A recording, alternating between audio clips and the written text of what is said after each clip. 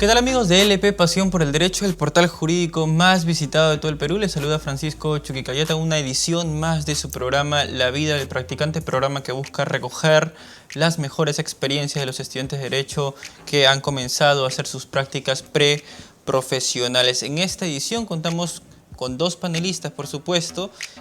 Fidel Zulca, él es estudiante de Derecho de la UPN, la Universidad Privada del Norte, y es practicante en el estudio jurídico Lázaro y Lázaro, y con Andrea Yanqui, ella es estudiante de Derecho también de la Universidad San Martín de Porres y realiza sus prácticas preprofesionales en el BBVA, en el Banco Continental. Vamos a estar conversando con ellos a lo largo de esta transmisión en vivo. A todas las personas que están conectadas, no olviden de consignar su comentario, su pregunta. Yo voy a estar muy pendiente de lo que ustedes puedan consignar en la caja de comentarios para poder trasladárselos a nuestros panelistas. ¿Qué tal, chicos? ¿Cómo están? Bienvenidos a la tribuna de entrevistas del EP. ¿Cómo están, chicos? Fidel. Buenas tardes, Francisco. En principio quiero manifestar mi satisfacción de estar en las instalaciones de LP Pasión por el Derecho, una tribuna para todos los abogados y estudiantes de Derecho. También quiero agradecer esa deferencia que has tenido con mi persona, de haberme invitado, y yo he correspondido a esa invitación. Andrea, ¿algo que quieras añadir antes de comenzar con la batería de preguntas que te van a bombardear seguramente los seguidores del EP? Bueno, antes que nada, buenas tardes, Francisco. Darte las gracias por la invitación y dar gracias a LP por permitirme estar en esta entrevista y darme este espacio para poder contar un poco mis experiencias como practicante. Andrea, vamos a comenzar contigo, ¿ok? Tú haces prácticas en el BBVA, ¿verdad? Sí, así es. Ahora, hay algo que a mí me parece bastante interesante, de hecho, fuera de cámaras tú me lo comentaste, es que a diferencia de otros centros de prácticas, en el centro de prácticas del BBVA, no hay una exigencia expresa por ir vestido de manera formal y me parece muy curioso. Quisiera que por favor comencemos con eso. Ok, bueno, sí, en el Banco Continental, algo que a mí también me llamó bastante la atención y me gusta bastante y creo que es algo que me ayuda a poderme sentir cómoda, desarrollarme, expresarme, es la forma de vestir, ¿no? Nosotros allá no manejamos una política de vestimenta, podemos ir casuales y sí, no es como que otros trabajos, otros centros de prácticas que te exigen que vayas formal, ¿no? Con camisa y corbata. ¿Y costó acostumbrarse a ese ritmo? Porque tú has hecho prácticas también en instituciones públicas, ¿verdad? Sí, antes de haber estado en el Banco Continental, estuve haciendo mis prácticas en el Estado, en el Ministerio de Educación. Y bueno, ahí sí había una exigencia de vestir siempre formales, es más muy recatado, muy sobrio, ¿no?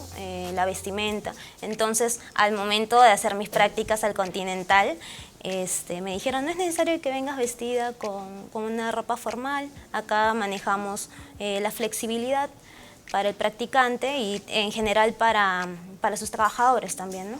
Entonces puedes venir como te sientas más cómodo. Claro que siempre hay una línea, ¿no? De tampoco ir como que tan informal, exactamente.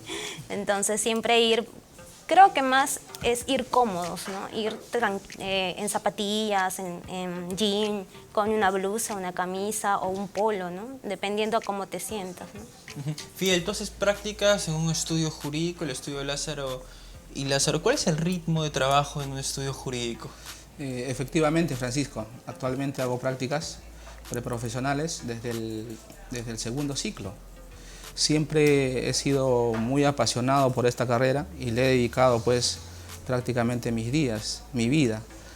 El ritmo es, normalmente yo me levanto a las 6 de la mañana y me aseo, me alisto y 7 de la mañana debo estar saliendo. El estudio jurídico queda a 40 minutos y cuando yo llego, lo primero que tengo que hacer es ir a la casilla judicial. Actualmente, cuando uno presenta un proceso, en la demanda tiene que consignar casilla física y casilla jurídica. Esa casilla es otorgada por el SERNOT, Servicio de Notificaciones. ¿Para qué? para que las resoluciones que provea el juzgado puedan llegar al servicio de notificaciones y los abogados o los practicantes que estamos autorizados, bueno, en mi caso el doctor Lázaro me ha autorizado, yo voy y recojo las cédulas de notificación. Una vez que recojo la cédula de notificación, que es lo principal, porque puede llegar una resolución donde posiblemente una demanda sea declarada inadmisible, o puede ser que de repente es una sentencia que nos desfavorece y tenemos pues un plazo, como todo, en todo proceso existe un plazo, bajo el principio de preclusión, y estar ahí al pendiente para presentar el recurso correspondiente. Llevo las cédulas de notificación a la oficina y el doctor siempre me dijo esto: nosotros tenemos que tener el falso expediente. ¿Qué significa esto? Así como en el Poder Judicial está el expediente en original, con los documentos en original, con las pruebas en original, en el estudio jurídico también debemos tener un falso expediente. Presentación de demanda, contestación de demanda, resolución que declara, que da inicio a la audiencia, y así. Debemos tener el falso expediente de todos los procesos de nuestros patrocinados. Y después estoy al pendiente del doctor. Si el doctor me manda a presentar un escrito o de repente me dice también, ¿no?, prepara un escrito, proyecto también escritos. Y así, día a día. ¿Y en la elaboración de los escritos trabajan con plantillas o es que ustedes tienen que crear de cero? El estudio jurídico tiene pues un formato. El doctor tiene una forma de hacer sus escritos. Y yo me he adherido a esa forma, ¿no?, porque tengo que ser respetuoso de lo que el doctor considera, y es básicamente lo que señala el código, ¿no?, cómo se debe hacer el escrito. El Código Procesal Civil señala cuál es la forma del escrito, y en base a eso es lo que proyecto yo los escritos. ¿Hay un formato con un tipo de letra, un interlineado determinado, así de riguroso es el escrito de tu jefe, o es que es un poco más flexible? Básicamente los escritos no son iguales. El doctor no tiene una exigencia porque ningún escrito es igual. O sea, cuando se presenta un escrito de apersonamiento, posiblemente el escrito de apersonamiento sea igual, porque le puedes cambiar los datos del patrocinado que vas a ejercer su defensa. Pero posteriormente, cuando uno prepara un escrito de apelación o un escrito de contestación de demanda, hay que empezar a hacerlo. Eso es lo que me dice el doctor. ¿Cómo llegas a hacer prácticas al estudio Lázaro y Lázaro Fidel? Mira, siempre me gustó el fútbol. ¿Ya? Y yo he participado en diversos campeonatos. Y uno de los jóvenes que jugaba en el campeonato conmigo, su papá era asistente en función fiscal. Trabajaba en el Ministerio Público. Y ya cuando yo empecé a estudiar, como él era uno de los padres y siempre nos incentivaba al fútbol, yo me recordé de él. Y yo le dije, le pregunté, ¿no?, si yo podría hacer mis prácticas en algún estudio jurídico que usted de repente me puede recomendar. Y me dijo que por el momento no hay. Pero lo que sí te puedo decir es que todos los abogados, los días jueves, a las 5 de la tarde, o 5:30, o a 6 a más tardar, juegan pelota. Para mí dije, uy, qué magnífico está. Tú fuiste con la misión de generar tus propios contactos en esa pichanga. Sí, porque mira, sinceramente, yo nunca he tenido un referente en la abogacía. Mis padres son de Ayacucho, mi papá siempre se ha dedicado a la construcción, incluso mis hermanos se dedican a la construcción, y no había alguien con quien preguntarle. Entonces es así como yo participo de estos juegos. Y algo muy interesante, Francisco, porque después de hacer deporte, como todos eran abogados, algunos también trabajaban para instituciones públicas, empezaban a hablar de temas legales, empezaban a conversar. Y yo estaba fascinado ahí escuchando, como si fuera una clase, y aprendía mucho. Y me acuerdo que el doctor Lázaro siempre era el de la última palabra, decía, pero si pasa esto, yo hago esto. Pero los demás decían, no, pero Lázaro, esto no va así. No, pero entonces yo hago esto. Y decía, uy, decía, interesante el doctor, siempre tiene la última palabra y es así, concreto en sus ideas. Me gustaría practicar con él. Y así, consecuentemente, iba todos los jueves. Ya por ahí me decían, ¿y el muchachito? No, es estudiante. Ah, ya es un cuasi abogado, decían, ¿no? Y hasta que un día me atreví y le dije, doctor, ¿usted me aceptaría hacer prácticas en su oficina? Y el doctor me dijo, cuando gustes, solamente llámame antes de venir. Esta es la dirección, porque a veces yo salgo en audiencias y no me vas a encontrar. Y ahí es donde yo tomo la decisión, ¿no?, de un día llamarlo, y me entrevisté con él y muy gustosamente apostó por mí. Ya no vas a contar los detalles de esa entrevista, de esa primera entrevista para que puedas comenzar a hacer tus prácticas, pero yo quiero conocer también la historia de Andrea. Andrea, ¿cómo fue que llegaste al Banco Continental? ¿Cuántos filtros tuviste que escalar? Bueno, anteriormente a haber practicado en mi centro de prácticas del banco, yo estuve en el Estado un año en el Minedu, en la Procuraduría del Minedu. Justamente salió un tema, una ley de transparencia, que las contrataciones incluso para los practicantes tenían que volver a postular nuevamente todos y pasar una serie de filtros, ¿no? Postulé, ingresé muy bien todo, pero como sentía que era muy rutinario todo, busqué mejores alternativas, ¿no? Y postulé al banco. Para eso ya me había retirado del Estado. Estuve casi 15 días en proceso de selección. Es bien riguroso poder ingresar porque es una dinámica que te invitan para una dinámica, te preguntan, bueno, tus debilidades, fortalezas. ¿Cómo una dinámica? Ah, ya. Ellos te llaman para una dinámica con el psicólogo. Entonces, okay. ¿Grupal? No, individual. Individual.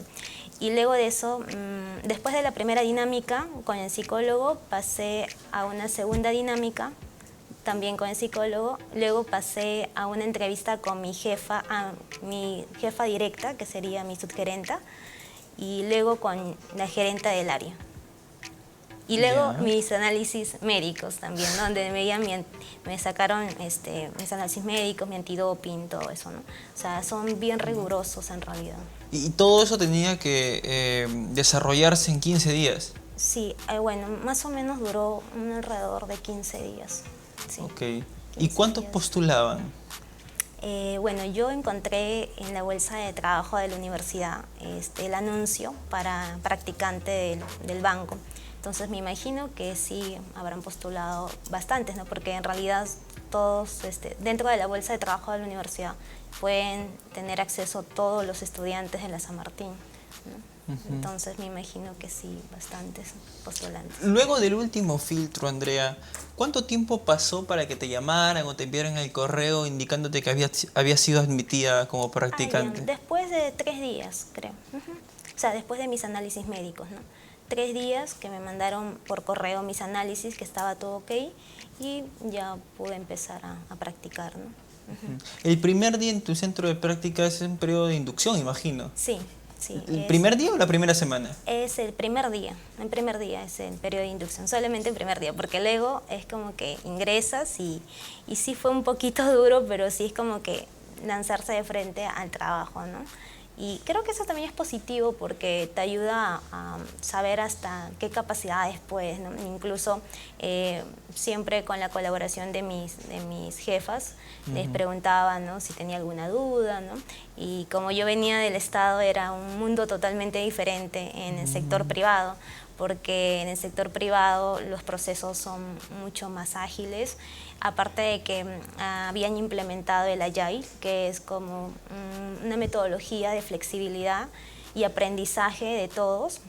en la cual los espacios eran open space, como te comentaba, ¿no? No teníamos un lugar fijo, podíamos trabajar en cualquier lugar, pues, ¿no? Del banco, ¿no? Dentro del banco.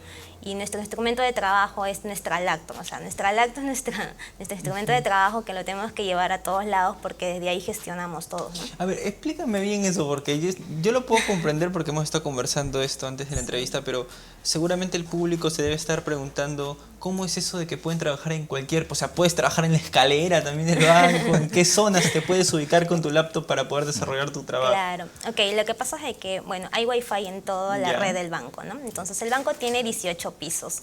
Yo estoy situada en el 6º piso, que es la área de servicios jurídicos y negocio bancario. Y en esa área, bueno, tu instrumento de trabajo es la lacto porque los expedientes, a diferencia del sector público y en otros quizás estudios, son en físico los expedientes, pero en este caso nosotros son expedientes digitalizados, ¿no? Entonces lo que vemos nosotros es mediante ciertos aplicativos el estado del expediente, por decirlo así, ¿no? Entonces no es más que darle seguimiento, sino que como en mi área justamente es visado y bastanteo de poderes, vemos lo que son las partidas registrales, si es que tiene facultades o no para un desembolso, ¿no? O sea, para diferentes operaciones que quiera realizar un cliente del banco, ¿no? Entonces nosotros damos las aprobaciones, haciendo un estudio integral del expediente digitalizado. Y bueno, la pregunta que me hiciste es, ¿cómo es eso que trabajamos alrededor del banco? Es porque justamente los expedientes son digitalizados, no tenemos la necesidad de estar en un solo lugar. Podemos estar en el primer piso, en el segundo, hasta en 18 pisos y podemos estar con nuestra lacto trabajando en cualquier piso. ¿Y las coordinaciones entre compañeros, con tu jefa directa? Justamente por eso el 6º piso es open space, ¿no? O sea, en realidad todos los pisos son open space. Son espacios libres donde se interactúa mejor con tu jefa, con tus compañeros, tu equipo de trabajo, ¿no? No es un lugar fijo, puedes trabajar en cubículos también que son como salas en la cual hay proyecciones, ¿no? Para que puedas ver auditorías, ¿no? Y un montón de cosas así. O sea, sí hay un lugar establecido, por decirlo así, pero no es un lugar que necesariamente tengas que sentarte todos los días, ¿no? Puedes sentarte... No es que cada uno tenga su carpeta, su cubículo personalizado. No es así. Es espacios libres, ¿no? Para poder interactuar mejor con tu equipo de trabajo. Mira, qué interesante. Sí. Y en esos 15 días en donde te entrevistaron varias personas, cuando llegaste a la etapa final de aquel periodo de reclutación, tu jefa, la que ahora es tu jefa, te formuló algunas preguntas incómodas que no supiste responder. Te lo pregunto porque estoy segurísimo de que las personas que nos están viendo van a comenzar también a hacer sus prácticas. Claro. Y debe haber uno que otro que quiera postular al Banco Continental. Bueno, sí. Va a pasar los filtros, va a llegar al final, a la entrevista de rigor.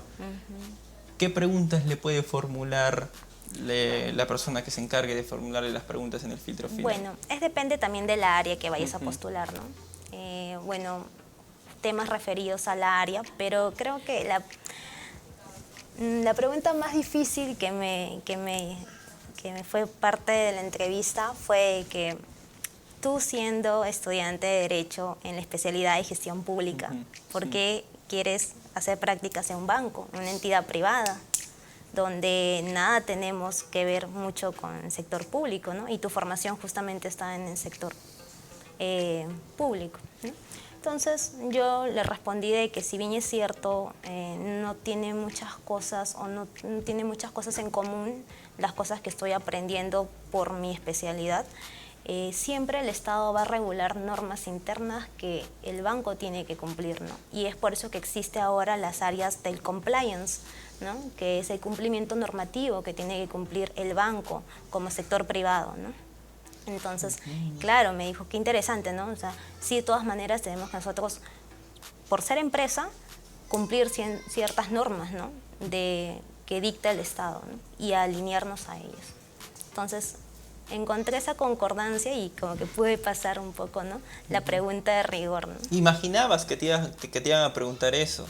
La verdad es que no. O sea, dije, bueno, quizás no me pregunten tanto referido a mi especialidad, sino temas referidos a la área, ¿no? Como has visto temas de registros públicos, ¿no?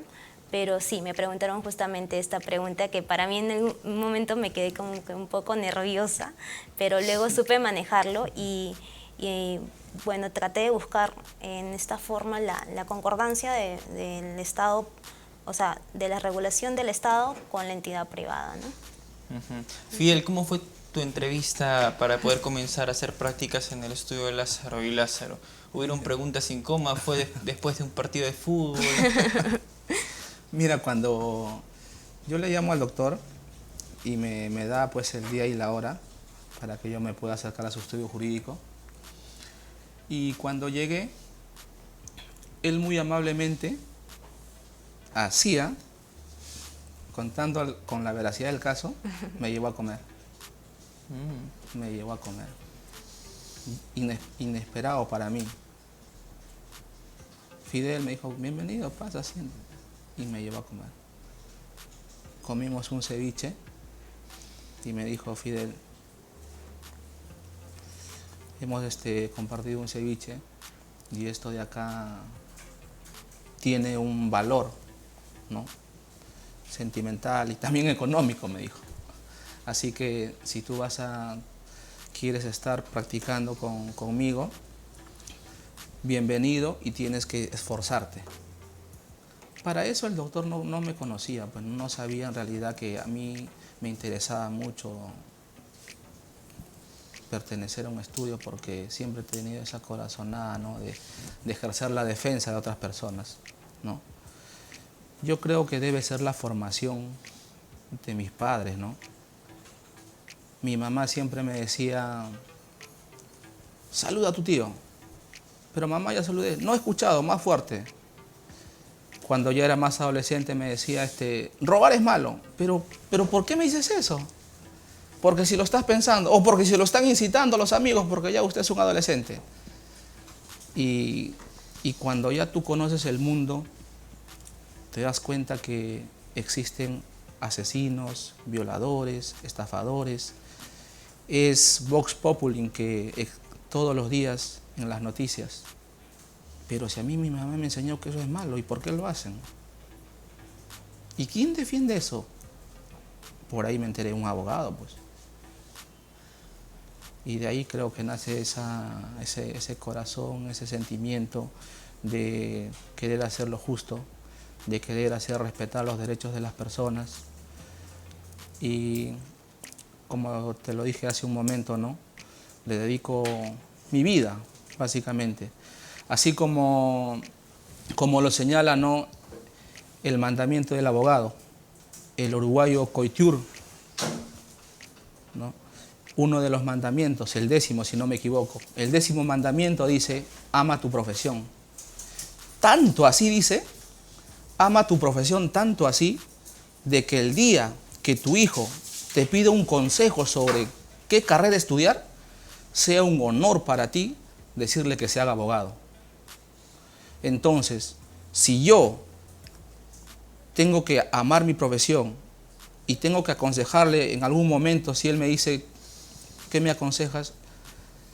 Yo tengo que hacer las cosas bien, tengo que hacer las cosas correctas, porque si yo soy un abogado que de repente engaño personas, le estoy diciendo, sé abogado, o sea, sé una persona que miente, que engaña, eso le estoy aconsejando. Entonces yo creo que siempre me voy a conducir con rectitud y si algún día, como señala el mandamiento número 10, entonces me sentiré orgulloso de decirle que se haga abogado, pues. De tu experiencia haciendo prácticas en un estudio jurídico, ¿cuál ha sido el caso más conmovedor que has podido conocer? El caso más conmovedor. Mira, hay un caso que la verdad a mí me causó mucha impresión por la vulnerabilidad de esta persona. Resulta que era una señora que había intentado autoeliminarse, había tomado veneno y también le había dado veneno a sus 2 hijos. Pero la dueña de la casa que arrendaba el cuarto a esta señora se dio cuenta. Pidió auxilio, la bajaron del segundo piso y la conducieron al hospital. Le hicieron el lavado gástrico y gracias a Dios están vivos. Pero no quedó la cosa ahí, porque la señora perdió la tenencia de estos menores y tenían que asignarle una persona al cuidado, y entonces le asignaron pues a la tía paterna. Incluso al papá no le dieron la tenencia porque el papá también tenía problemas psicológicos. La cosa no queda ahí. La señora fue procesada por tentativa de parricidio. No podía ver a sus hijos, estaba impedida, habían impedimentos. Y ella siendo procesada por tentativa de parricidio. La señora venía y la verdad que a mí me marcó mucho eso. Y yo siempre, a fin de poder aliviar ese dolor, siempre estaba pendiente de su caso. Nosotros como estrategia, el abogado presentó, solicitamos, ¿no?, que se le haga pericia psicológica, que se le haga pericias psiquiátricas, y los jueces llegaron a determinar que efectivamente pues tenía problemas, ¿no?, psiquiátricos, y gracias a Dios está en libertad. Y ahora ya estamos ya viendo la forma a ver si podemos ya solicitar, ¿no?, un régimen de visitas. Mira, hay una pregunta para Fidel Geley Casimiro Trujillo. Quisiera preguntarle a Fidel qué deficiencias ve en cuanto a las posibilidades de poder acceder a las prácticas en nuestro sistema judicial. Deficiencias. Mira, yo creo que el estudiante de Derecho no es cualquier persona. Es un futuro profesional. Y las deficiencias podrían ser que las instituciones públicas no brindan ese acceso para que puedan hacer prácticas. Yo te cuento un caso real. Ya en el interín pues, de hacer mis prácticas, gracias a Dios he conocido personas, y había un juez que me invitaba a las audiencias. Las audiencias son públicas, las puertas se abren, y me decía, cuando tú veas las puertas abiertas, de repente estás viniendo a dejar un escrito y veas las puertas abiertas y tienes ese tiempito, aprovecha y entra. Entonces yo entraba a ver los procesos, los juicios, cómo el abogado hablaba, y él me decía, mira, algún día tú vas a hablar así como él. Pero ¿qué pasaba? De que venían a supervisar y el doctor me decía, Fidel, un excelente maestro, me decía, Fidel, tienes que retirarte, ha venido la supervisión. Discúlpame, me decía. Y yo decía, ¿por qué no? Como estudiante de Derecho, ¿por qué no permiten hacer en realidad prácticas en el Poder Judicial? Salvo el CESIGRA, ¿no?, el Servicio Civil de Graduando, pero está prohibido, pues. Entonces creo que las deficiencias serían esas, ¿no?, que no hay accesibilidad. Muchas personas que desean, ¿no?, desean ya empezar a hacer sus prácticas, pero sin embargo no tienen esa oportunidad. Andrea, una consulta. Desde que tú llegas a la oficina, ¿cuáles son las primeras funciones que desarrollas como practicante? Bueno, primero tengo que verificar los correos que han llegado, solicitudes de las oficinas, porque nosotros trabajamos con las oficinas de Lima y desconcentradas también, o sea, de provincia. Okay, sí, claro. Y son por territorios, ¿no? Territorio sur, norte, este, ¿no? Entonces, lo primero que tengo que verificar es mis correos, ¿no? Si es que alguna oficina ha tenido alguna, no sé, alguna consulta, o quizá ha visto alguna avería en cuanto a sus sistemas, tengo que reportarlo, ¿no? Entonces, lo primero que hago es siempre el correo.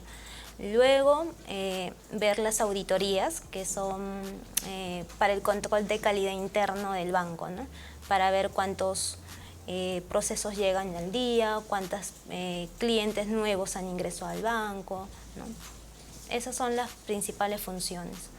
Y bueno, todo siempre es en línea, o sea, nosotros tenemos el teléfono que es como tipo los call centers, Claro. algo así, y estamos recibiendo constantes llamadas. O sea, y no son como que nos dan un plazo de contestación, no. Es como que está la persona de la oficina llamando, tiene al cliente a su al frente, obviamente que la persona de la oficina es la que da cara al cliente, pero nosotros que damos las instrucciones de por qué se debería o no dar ciertas facultades, ¿no? En cuanto a algunas consultas legales que tengan, ¿no? Para visado o bastanteo.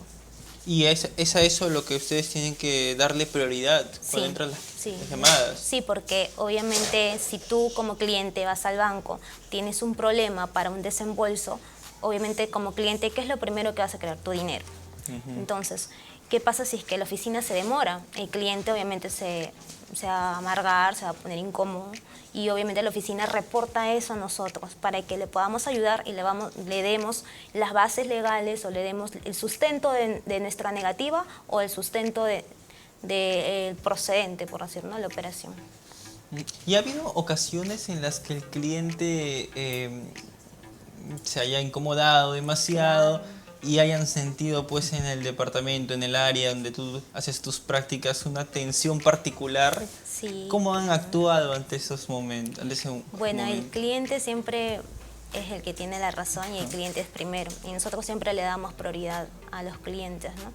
Entonces, sí, obviamente que ha visto muchas veces clientes que no han estado quizás tan satisfechos, entonces hemos tratado de buscar la solución para poder satisfacer esa necesidad del cliente, ¿no? De poder realizar su operación. Y obviamente sí ha visto momentos de tensiones, pero creo que el speech del cliente es primero, no es solamente un speech, sino también sentir que sí lo es y buscar la solución inmediata para el cliente, ¿no? Para que pueda realizar sus operaciones que desee. Y sí, obviamente ha visto tensión, todo, pero es temas que debemos saber manejar nosotros como funcionario del banco, como practicante del banco, ¿no? Soportar esa presión y saber manejarlo, ¿no? Porque siempre hay una solución, siempre. ¿Esa solución la da el practicante, se la facilita el practicante a su jefe directo y él al departamento pertinente, o cómo es que hacen esa comunicación? En realidad es un trabajo en equipo. Si es que llega un caso, llega a mi bandeja, por decirlo un caso, y yo lo puedo gestionar sola, bueno, obviamente lo voy a hacer porque está dentro de mis capacidades y dentro de mis límites, ¿no? Como es. Pero si hay momentos donde necesito de repente una aprobación mayor de mi gerenta, obviamente voy y le explico el caso. Obviamente siempre vas con la solución o con la posible solución, claro que sí. porque yo siempre veo un error frecuente que creo que pasa y que antes yo también lo cometía, desde que voy o iba con quizá algo que no podía solucionar, pero no veía las posibles quizás soluciones que podía dar, ¿no? Entonces siempre ahora lo que trato de hacer es, ok, hay un problema, no sé el tema, no lo manejo, averiguo, busco una posible solución y llevo, ¿no? o lo transmito eso a mi gerenta, ¿no? Para que ella quizá con la experiencia que tiene pueda encaminarme mejor cuál es la vía correspondiente para la solución de este problema. Nos están preguntando, Andrea, ¿por qué decidiste estudiar Derecho? Bueno, yo en realidad decidí estudiar Derecho porque tengo mis tíos, familiares que también están muy pegados a la carrera, y inicialmente yo quería ciencias políticas, la verdad. Me gustaba mucho el tema de la política y postulé a la Villarreal para la carrera de ciencias políticas, pero no me gustó mucho la infraestructura de la Villarreal, y aparte porque, si bien es cierto, hay buenos docentes, pero no llenó mis expectativas, por decirlo así, ¿no? Entonces dije, bueno, quizá la carrera de Derecho puede ser una carrera más alineada a lo que yo quiero, y postulé a la San Martín. Y bueno, inicialmente también quería la área de Derecho Penal, busqué cuáles son las mejores universidades en Derecho Penal, lo que típicamente hace una persona que recién va a postular, ¿no? ¿Cuáles son las mejores universidades? ¿No? El top 10. El top 10, ¿no? Sí, es que si es así, yo hice eso y me salió la San Martín de Porres, que era la mejor en Derecho Penal, y no dudé, ¿no? en postular. pero conforme va pasando el tiempo, yo también practico en segundo ciclo, empecé a ver temas más financieros, ¿no? Temas de todo un poco, también penal, un poco de civil, y creo que en la área donde yo estoy actualmente es una área en la cual quizás no pensaba llegar, pero me gusta y me apasiona.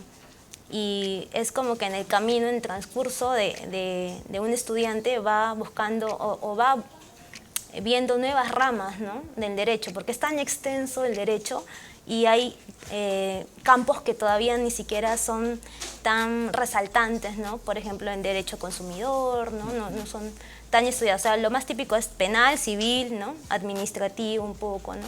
Pero vi esta nueva oportunidad en el derecho quizá corporativo y me gustó mucho y es algo que quiero estudiarlo más a fondo, ¿no?, pese que estoy en la especialidad de gestión pública. ¿Y qué profesor inspiró tu vocación por el derecho corporativo? A menudo a uno lo inspira un docente, ¿no? Un docente Claro. que es muy bueno en su área, que dicta su clase y se pasea por el salón, qué sé yo, que tiene una personalidad arrolladora en clase. Sí. Y a uno le atrae esa personalidad y por ende, ¿no?, le atrae el curso también y opta por especializarse en esa área, en esa materia del Claro. derecho, el derecho. Bueno, ¿Qué profesor en mi inspiró caso, tu vocación? creo que por el cuarto o quinto ciclo llevé Derecho Económico. Ujú. Y lo llevé con un profesor que se llamaba Correa Zúñiga. Es un profesor bastante estricto, pero creo que fue uno de los profesores que impulsó quizás este gusto por el derecho corporativo, ¿no?, por ver temas de letras y números, ¿no?, un poco fusionado. Y normalmente a los estudiantes de Derecho nos metemos a Derecho porque no nos gustan los números, ¿no? Tenemos un problema con los números. Pero, sin embargo, él enseñó la materia tan bien que me dio mucha visión hacia esa área, ¿no? Y sí puedo decir que quizá gracias a ese profesor o gracias a sus cátedras, fue que me incliné por el derecho corporativo, ¿no? O sea, temas de derecho corporativo. Bien, Fidel, ¿y tú en qué materia del derecho quisieras especializarte? Yo cuando ingresé a la universidad, ingresé con la idea de especializarme en el derecho penal. Pero cuando ya estaba estudiando ciclo tras ciclo, un profesor excelente me enseñó derecho civil. Y la verdad que él me dijo, civilista no es cualquiera, me dijo. El derecho civil es amplio. Y él me dio las pautas, me enseñó y me empezó a gustar el derecho civil. Y ahorita pues yo me encuentro en un dilema, que seguramente ya lo resolveré al transcurrir, ¿no?, los ciclos. Sí. ¿El dilema cuál es? El dilema es que inicié con el gusto del derecho penal, pero sin embargo ya en el transcurso de la vida estudiantil me gusta el derecho civil, ¿no? ¿Y en tu quehacer diario ves casos de ambas especialidades? Sí. El estudio jurídico está conformado por 3 abogados. El doctor Lázaro y una abogada y un abogado. Y cada uno tiene su especialidad. La doctora ve casos de familia, el doctor ve casos civiles y el doctor Lázaro pues ve los casos penales. Y ha habido ocasiones en donde ellos incluso me han enviado, ¿no?, a hacer algún encargo y veo pues casos civiles, penales, casos de familia, como por ejemplo, a ver, un caso así. Lo que está de moda con el doctor Lázaro, porque en el derecho penal, la prisión preventiva. Este tema de la prisión preventiva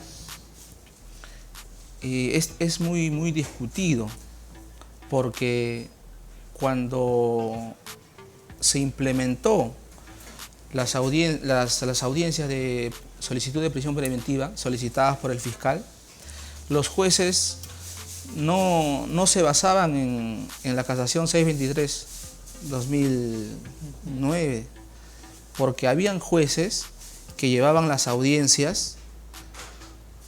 Primero, señor abogado, usted diga cuáles son sus elementos de convicción, ¿no? señor fiscal, ¿cuáles son los elementos de convicción?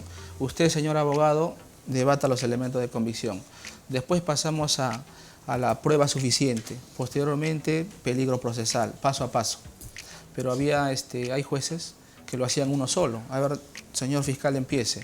Daba los elementos de convicción, la pena probable, el peligro procesal, y acá el abogado también refutaba en conjunto, ¿no?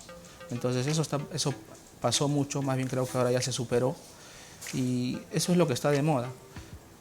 Y hay veces también hemos tenido que agilizar, ¿no? Porque la prisión preventiva es respecto de la libertad de las personas. Y hay casos en donde, en caso de flagrancia, está detenido pues el imputado, el fiscal presenta el requerimiento de prisión preventiva y el juez cita audiencia. Si el fiscal tiene 48 horas, el fiscal lo solicita, y posiblemente si lo presentan un día viernes, el juez lo está llamando a audiencia un lunes. Y para nosotros los abogados, buscar documentación de una entidad pública es muy difícil y complicado e imposible, diría yo, porque sábado y domingo no atienden. Entonces yo creo que con el tiempo eso también tiene que cambiar, porque se vulnera el derecho a la defensa, porque nuestro patrocinado no ha tenido esa oportunidad de poder ir a una institución, solicitar los documentos para poder causar convicción al juez de que él no tiene responsabilidad. Sin embargo, ya pues se tiene que llevar a cabo la audiencia el día lunes, y esas audiencias son inaplazables, ¿no? Fidel, ¿alguna vez se te ha vencido un plazo o has estado a punto de que se te vence un plazo? Mira, nunca se me ha vencido un plazo. ¿Has estado a punto de que se te vence un plazo? Mira, te cuento una anécdota. Yo siempre he sido la mano derecha del doctor, y teníamos que presentar un recurso de apelación, y el plazo se nos vencía el día siguiente. Pero da la casualidad que al doctor le habían invitado a un compromiso, era un cumpleaños creo que de un colega suyo. Entonces nosotros fuimos a ese cumpleaños y empezaron pues a compartir aliva licor, moderadamente, obvio, y yo les decía al doctor, no, doctor, la apelación, vamos ya. Ya eran las 10 de la noche. A las 11 de la noche, doctor, la apelación se vence mañana. Yo dije, el doctor ahorita sigue tomando, y de repente se queda hasta temprano y no cumplimos. ¿Y sabes qué me decía el doctor con tanta seguridad? Fidel, compartimos un rato más, vamos a la oficina y lo hacemos, no te preocupes. Y yo le decía, yo no le creía pues, ¿no? Y seguía, pues ya eran las 12 de la noche. Doctor, vamos ya. Fidel, ¿qué te dije? Que ahorita vamos a ir, no te preocupes, lo vamos a hacer, yo ya tengo ya todo, ya.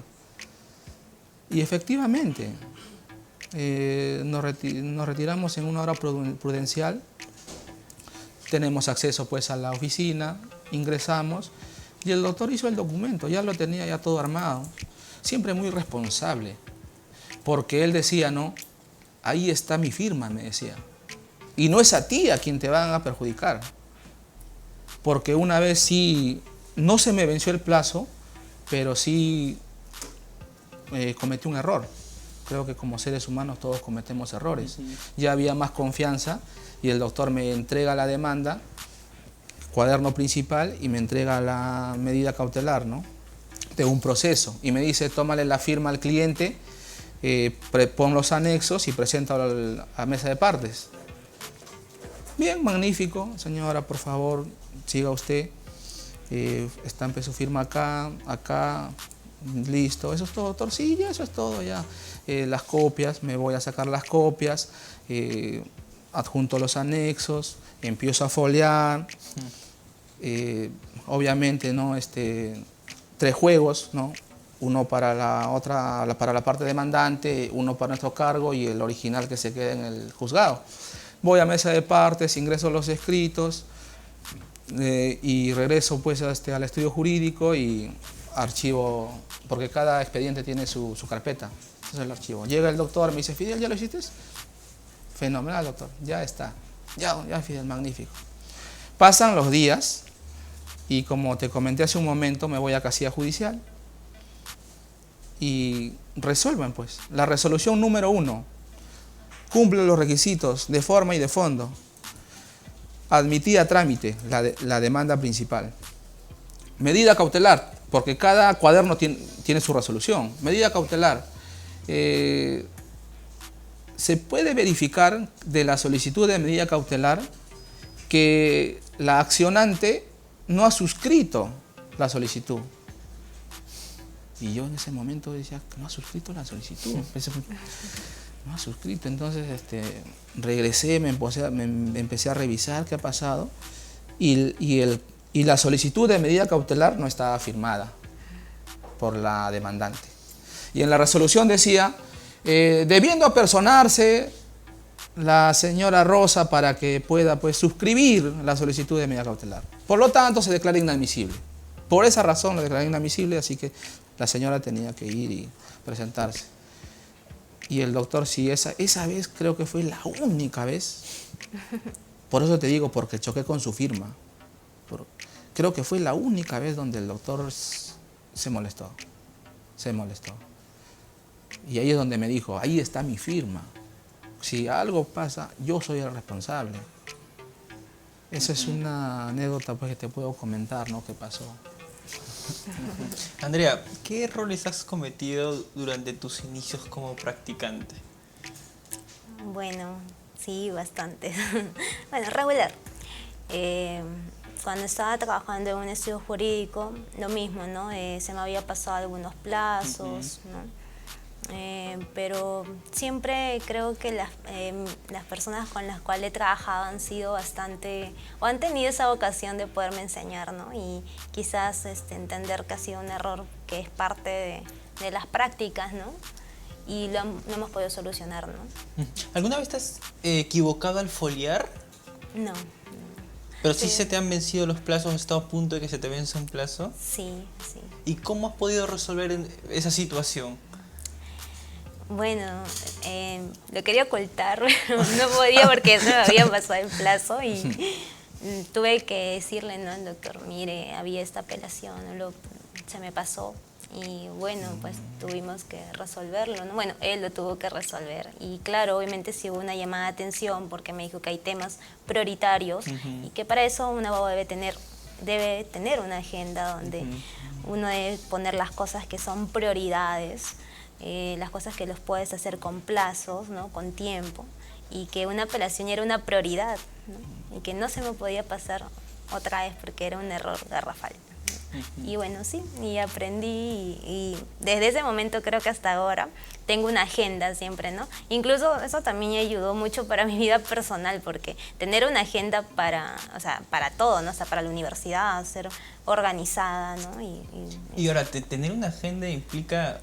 Las personas que no están acostumbradas a tener una agenda en físico, les cuesta bastante adaptarse a ese ritmo de organización, ¿no? Sí. ¿Cuánto cuesta hacer eso? Fidel, ¿cómo te organizas tú para que no se te vence un plazo en el estudio jurídico donde haces prácticas? ¿Hay una agenda, un calendario, un pizarrón, algo por el estilo? Claro, nosotros tenemos un cuaderno donde ahí tenemos anotados el nombre de todos los patrocinados, quién es nuestro cliente y contra quién nos enfrentamos, qué juzgado se está llevando el proceso,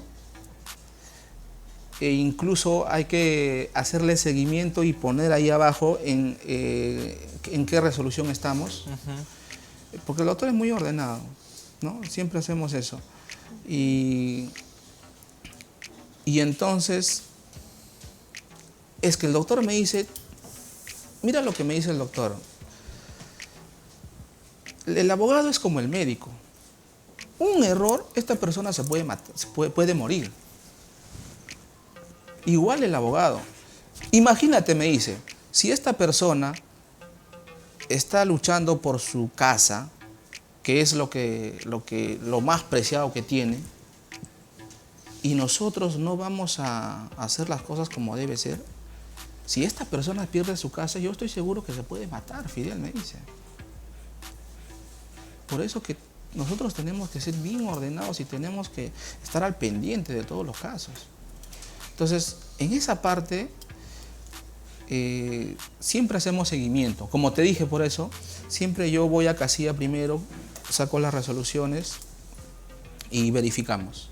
Si hay algo importante, le tomo foto y le mando al doctor. Y el doctor ya tiene conocimiento.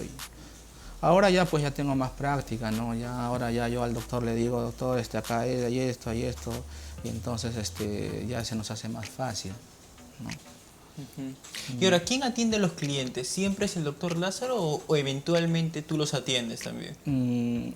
Mira, cuando a él le recomiendan un cliente, él es la persona indicada, él es quien atiende. Obviamente pues yo los puedo recibir, pero él es quien absuelve las consultas. Yo no puedo intrometerme previo a que el doctor no ha conversado y no ha llegado pues a un entendimiento con el cliente, ¿no? Una vez que ya el doctor llega a un acuerdo, si es que vamos a subrogar a un abogado anterior, porque hay clientes que llegan y dicen, doctor, anteriormente este abogado estaba llevando mi caso, pero no le presta mucha atención y entonces yo quiero que usted me han recomendado. Entonces el doctor lo primero que hace es, me dice, Fidel, nos vamos a personar al proceso para hacer lectura del expediente. Porque a veces los clientes vienen y dicen, y el doctor solamente me dijo que era para presentar esto. Pero el doctor dice, no, primero vamos a revisar todo el expediente. Ahí está en realidad todo lo que se ha hecho, se ha avanzado. Y algunos clientes a veces traen unas copias, pero acá, doctor, tengo estas copias, con esto nomás. No, le dice. Eso es parte del expediente. Inclusive está desordenado. En el juzgado está el expediente en original y foliado, entonces yo tengo que revisar. Incluso para hacer sus alegatos, él tiene que ir a revisar el expediente y anotar en qué folios se encuentran pues, las partes pertinentes para un alegato, ¿no? Entonces, cuando ya el doctor llega a un acuerdo con el cliente, a mí me envía y me dice, Fidel, averigua el estado del proceso, quién es el secretario, cuál es el juzgado, para yo empezar a hacer mi escrito de personamiento formal y después ya defender nuestra causa. Qué interesante. Andrea, una consulta que te están haciendo también en la transmisión en vivo. ¿Cómo es que en el Banco Continental se organizan los pendientes de la semana? ¿A través de algún aplicativo? Sí. ¿Hay alguna tecnología que utilizan para poder organizar todos los pendientes semanalmente? Sí, nosotros agendamos en el calendar. Siempre, si es que hay, ejemplo, tenemos que despachar auditorías, ¿no? De control interno. Cuánto es al día, cuánto se está avanzando, ¿no? Ejemplo, estoy avanzando 25 expedientes por día. Entonces, eso de ahí se despacha en una fecha determinada que en equipo lo consultamos, ¿no? Miren, está bien si lo despachamos, hacemos el despacho el día viernes a tal hora y lo ponemos dentro del calendar, ¿no? Sí. Y eso obviamente es digitalizado. Si tenemos dentro de los aplicativos, tenemos el calendario virtual donde ponemos o nos organizamos dependiendo de lo que es más prioritario, lo que podemos de repente conversarlo después y bueno, lo último, los temas que de repente son en cuanto a abastecimiento de útiles, ¿no? Cosas extras, ¿no? Pero sí nos organizamos mediante un calendario. ¿Y si ese pendiente no es resuelto, se puede reagendar? Dependiendo, si es que está muy, o sea, si es de carácter muy urgente, sí se puede reagendar, pero obviamente tenemos que ver cuál ha sido el motivo por qué no se ha dado o sea, había un compromiso y no se ha dado, cuál ha sido el motivo, ¿no? Y ponerlo dentro del calendario o hablarlo en el momento que se va a reajustar de repente el día de la reunión, ¿no? Que teníamos pendiente, no se dio por alguna situación, entonces siempre conversarlo para que no vuelva a suceder, ¿no? Porque es algo muy prioritario, ¿no? ¿Y cuáles son los pendientes usuales que desarrollas semanalmente? Bueno, lo más importante creo que en cuanto al calendario es nosotros hacemos auditorías internas, ¿no? Ah, Entonces, siempre en tema de auditorías para el banco es importante porque si no obviamente es contraproducente pero para nosotros. ¿cada cuánto tiempo hacen auditorías?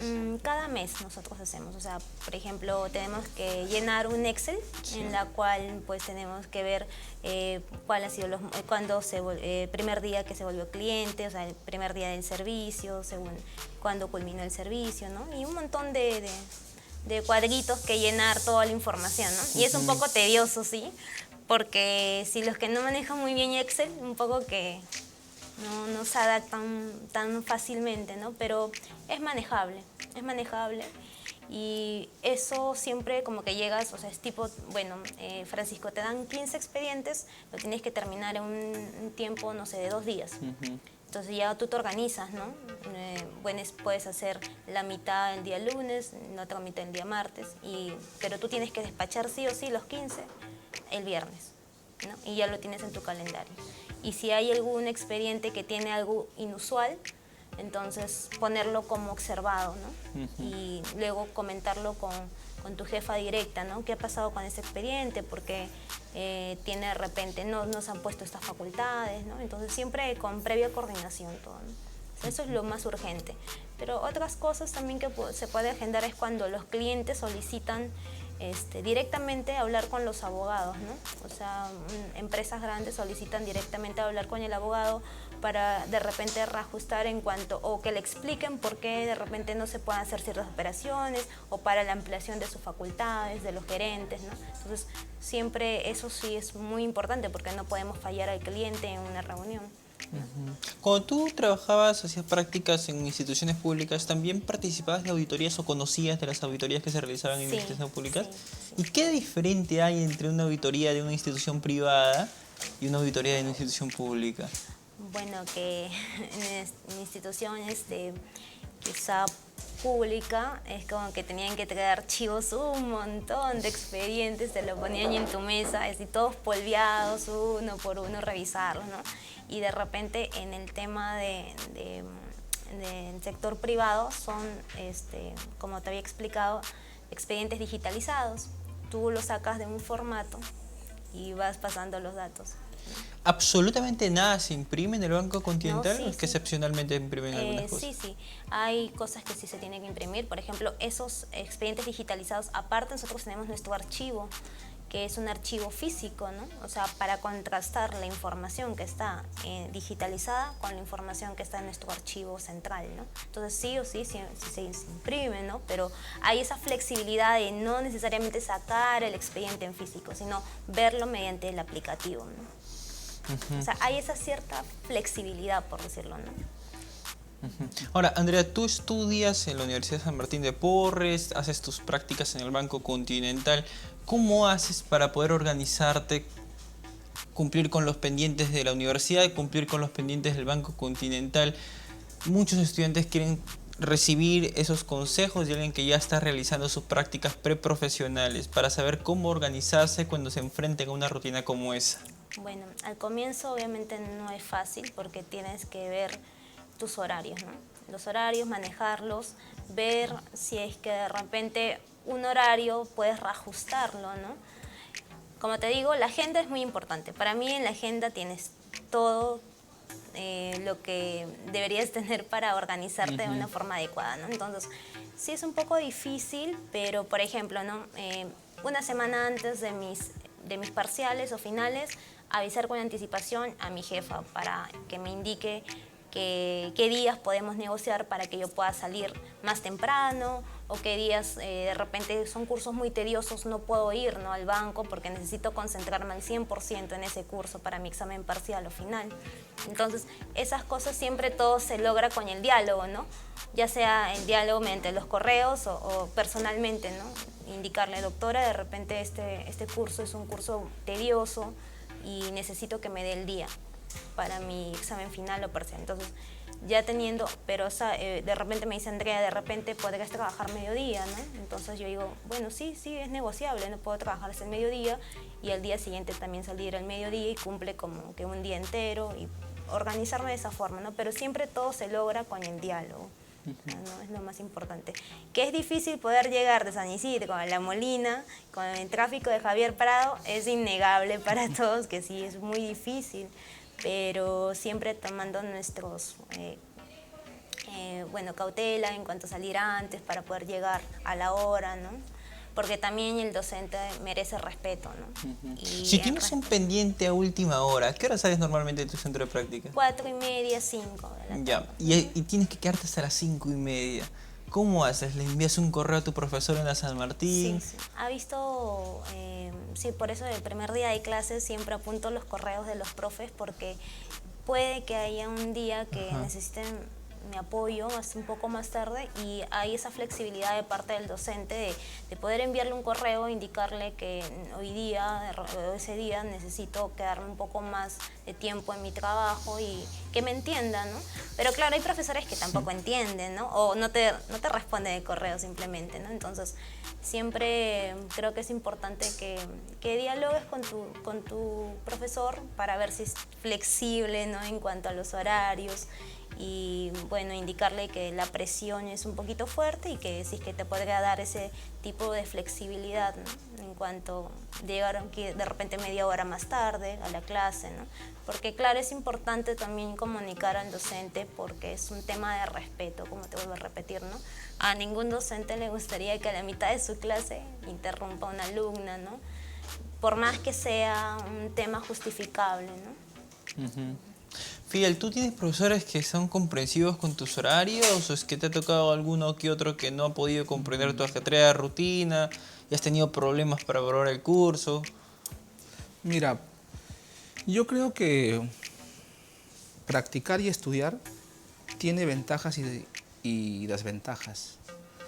La desventaja es de que el tiempo quizás, pero la ventaja es de que si tú estás en la práctica, cuando ya el profesor te dicta una clase, tú ya entiendes con facilidad. Por ejemplo, en este ciclo me van a enseñar procesal, Derecho Procesal Penal 1. Entonces, seguramente el profesor me va a hablar de que el proceso penal tiene una etapa de investigación, tiene una etapa intermedia y tiene una etapa de juicio. Que existen las medidas de coerción, como son la prisión preventiva y la comparecencia, que puede ser con restricciones o puede ser una comparecencia simple. Entonces yo creo que esa ventaja que te dan las prácticas, puedes compensarlas. Porque para esos exámenes ya no vas a estudiar, vas a repasar. Y ese tiempo que tienes ahí lo puedes pues acoplar a otros cursos que de repente se te hacen más tediosos, ¿no? Yo creo eso, porque en mi caso me pasa así. Con la profesora de Derecho de Personas, incluso con acto jurídico que ahora voy a llevar. Entonces, yo creo que es una con otra, ¿no? ¿Has tenido profesores que no han sabido comprender tus horarios? Lo que pasa es de que el estudio jurídico queda en San Juan de Lurigancho. Muy cerca de tu universidad. Y yo estudio en San Juan de Lurigancho, en la UPN, en la sede de San Juan de Lurigancho. Y entonces no he tenido ningún inconveniente. Sí ha habido ocasiones en que he llegado tarde y ha habido profesores que nos han dicho, ¿no?, desde el primer día de clase, ingresen nomás, chicos. Ustedes están en la universidad, se comprende que algunos trabajan, se comprende que algunos practican. Como también hay profesores que nos han dicho, esperen que yo termine de dictar lo que estoy haciendo para no perder la elección y yo misma les voy a abrir la puerta. Pero que me restrinjan así, en absoluto no. No he tenido, la verdad. ¿Recuerdas, Fidel, cuál fue el primer mandado que te asignó el doctor Lázaro? Sí, sí lo recuerdo.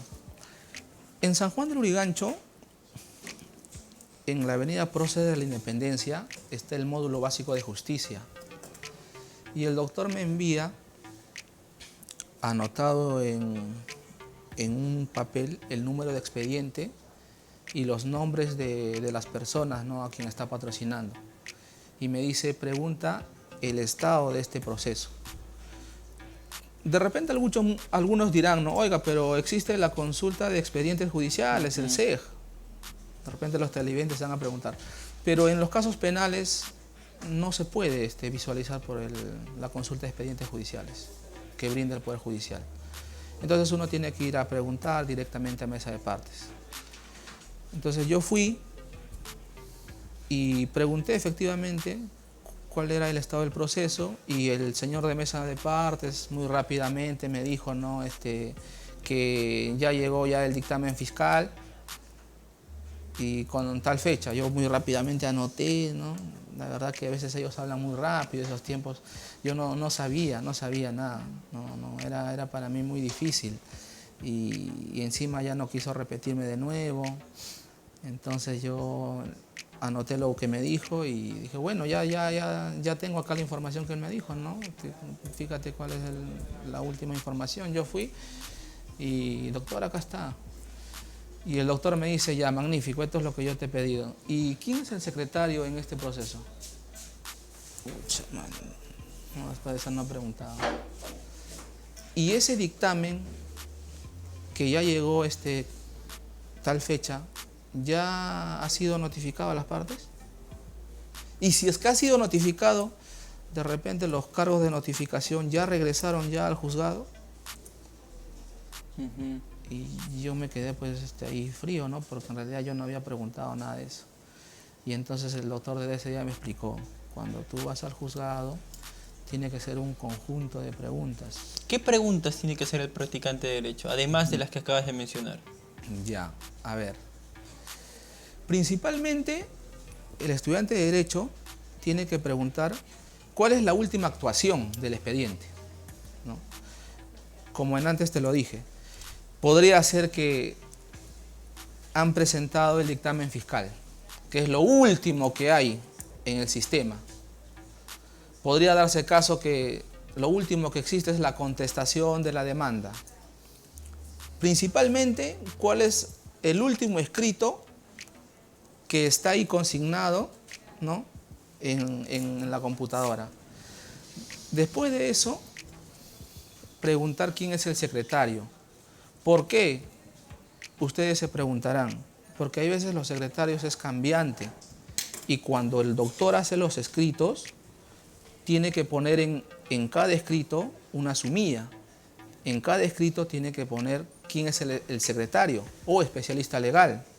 Tiene que poner qué cuaderno es, si es el cuaderno principal, el cuaderno cautelar. Tiene que poner qué número de escrito es, si es su escrito número 1, su escrito número 2, su escrito número 15. Y obviamente, pues, cuál es la pretensión, cuál es el pedido, ¿no? Solicito, adjunto, requiero.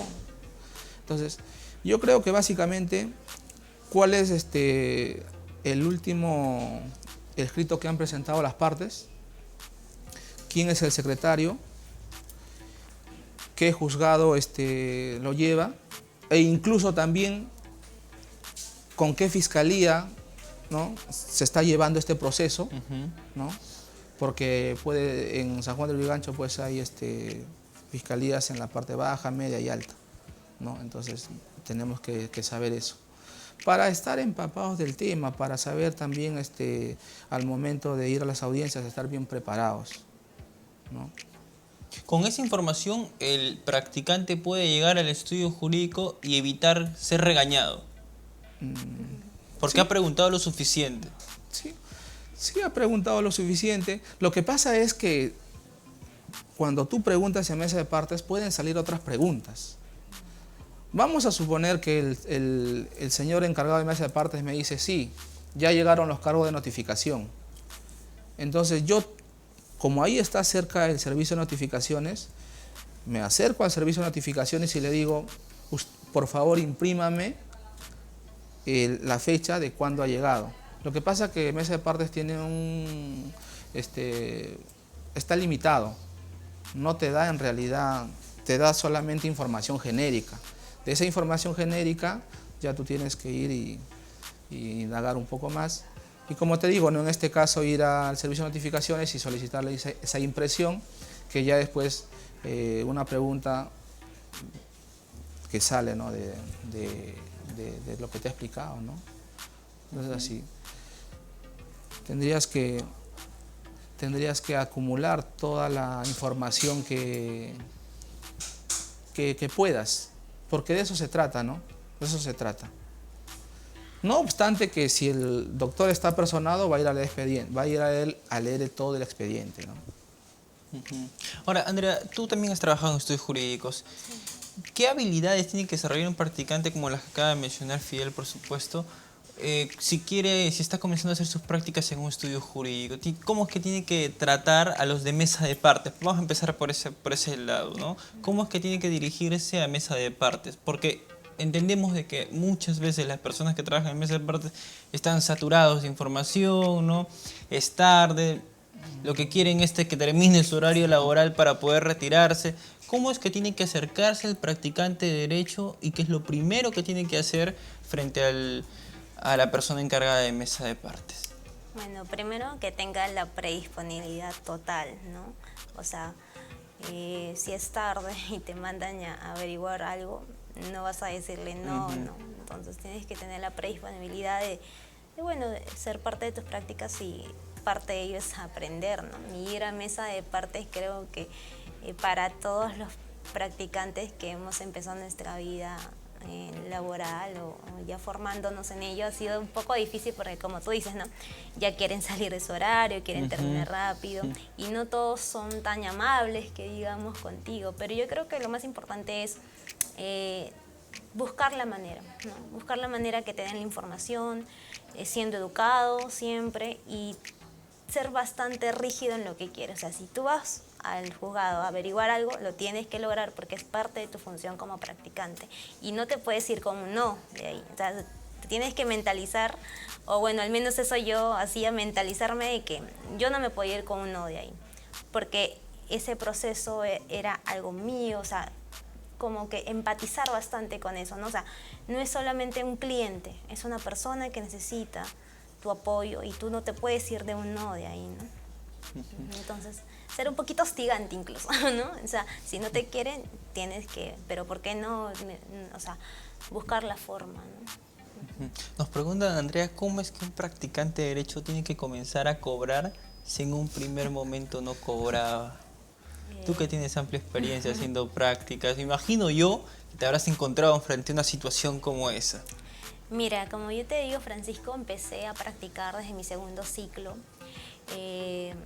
Para mí fue un poquito difícil porque, mira, yo empecé a practicar en una recaudadora extrajudicial. Trabajábamos también con bancos, ¿no? Con Bambi, Finterbank, Scotia, y eran por carteras. Pero yo no empecé ahí como practicante de derecho, empecé como un call center.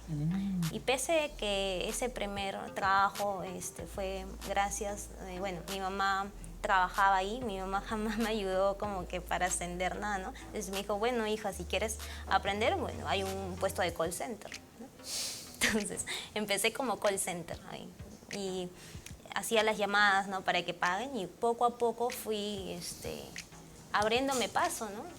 A que me den una vacante de practicante. Pero estabas muy pendiente de las convocatorias.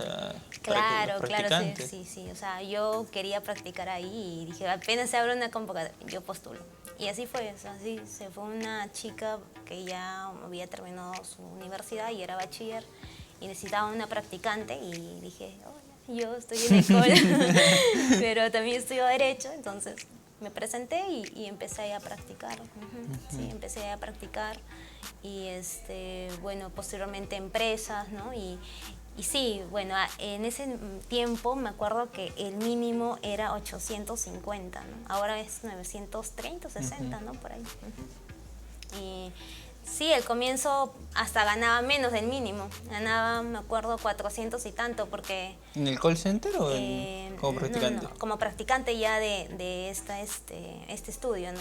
Ganaba menos porque también había un tema de horarios. Como yo estaba en mis primeros ciclos, no había tanta flexibilidad en que los horarios sean de noche. Entonces tenía que pedir siempre permiso y prácticamente practicaba ahí al día 3 horas, ¿no? O sea, no era mucho mis prácticas, o sea, tan así intensas como que ahora cumplir con tus 30 horas, ¿no? Semanales. Entonces, pese que me dieron esa flexibilidad, me dijeron, mira, Andrea, o sea, tiene que ir de acuerdo a los horarios que vas a trabajar, pero también con la cantidad que vas a ganar, ¿no? O sea, no vas a pensar ganar 850 cuando trabajas 2 horas o 3 horas por día, ¿no? Cuando practicas ese tiempo. Entonces, bueno, sí. Y luego ahí estuve como un año y... Posteriormente ya obviamente que me subieron el sueldo porque traté de hacer mi horario como siempre en los cursos de noche, ¿no? Pero al comienzo los primeros horarios de segundo ciclo, primer ciclo son siempre en la mañana. Entonces no te dan como que esa flexibilidad en la universidad de hacerlos en la noche porque solamente esos profesores enseñan en la mañana, ¿no? Y era un poco difícil, pero sí. Tengo muy buena experiencia en poder decir de que siempre en los centros donde he practicado me han dado esa flexibilidad, ¿no? ¿Y en los centros donde has practicado te han remunerado tu trabajo? Claro, al comienzo, bueno, yo desde que empecé ahí sí me remuneró. Claro, que no fue 850, fue la mitad.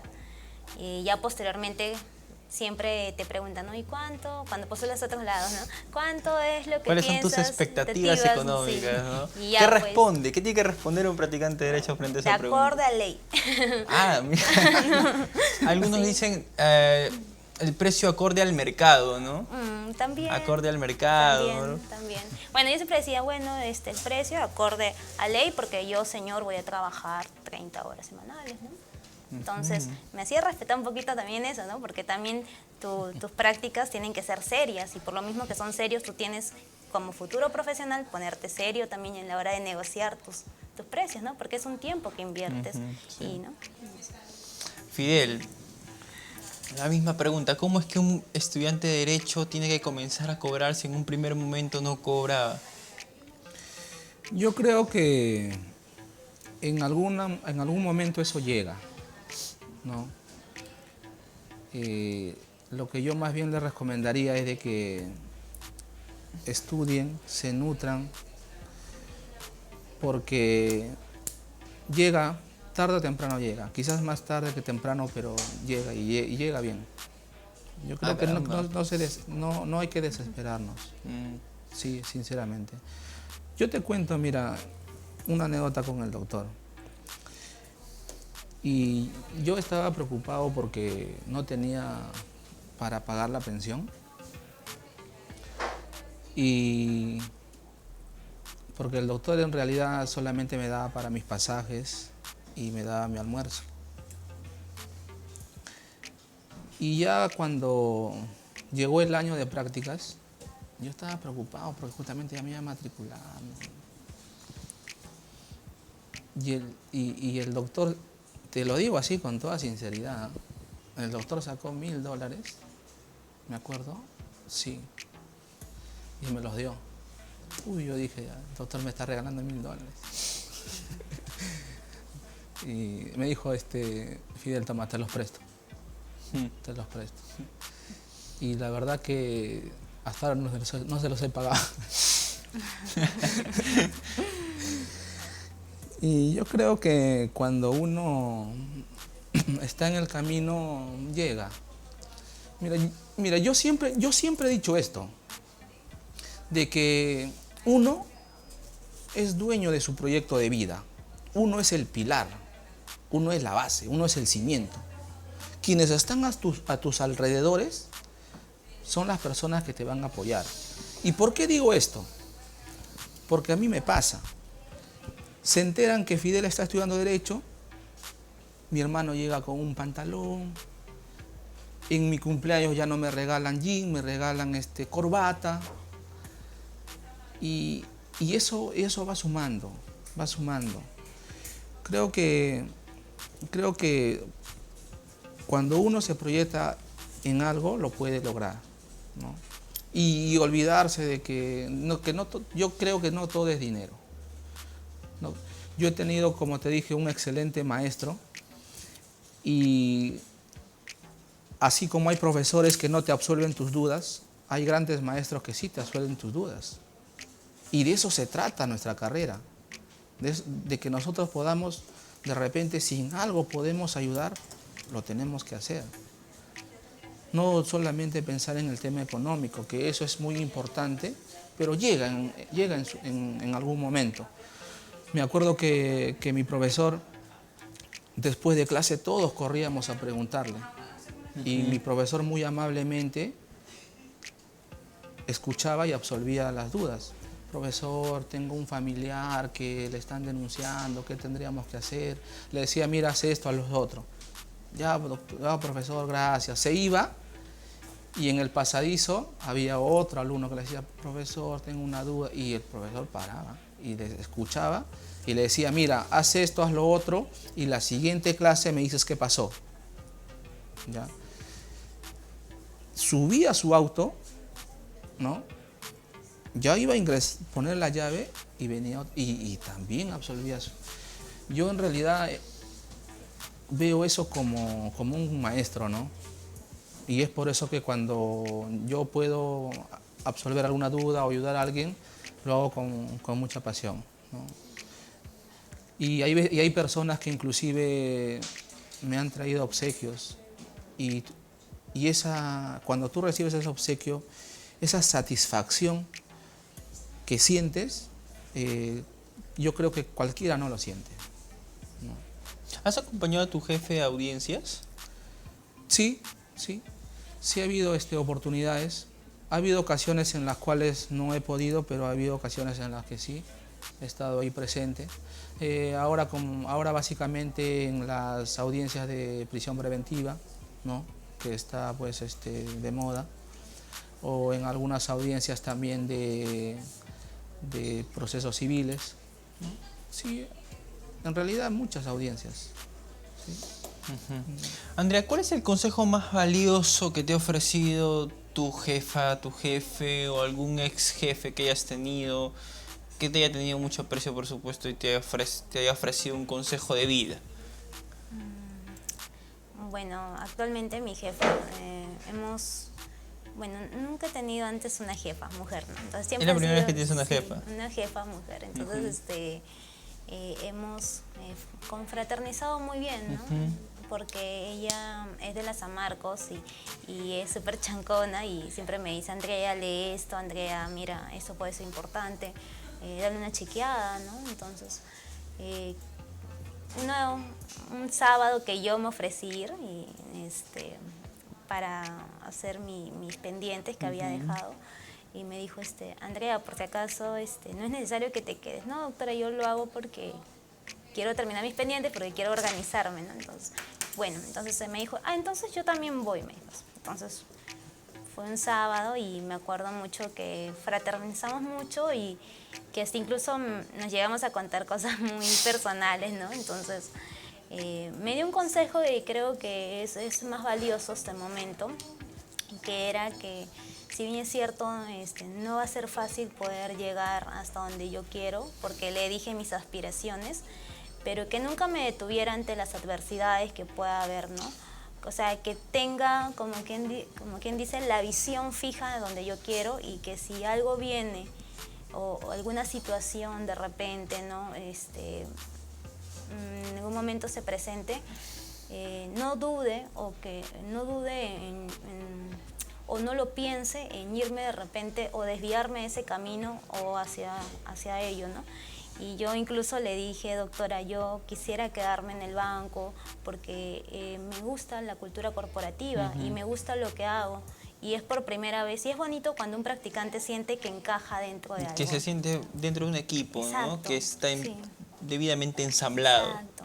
Y que te gusta lo que haces y te apasiona, entonces ya no es simplemente unas prácticas, se vuelve parte de tu vida y se vuelve algo que tú visionas a llegar. Y yo le dije que yo también quisiera ser en un momento una gerenta, ¿no?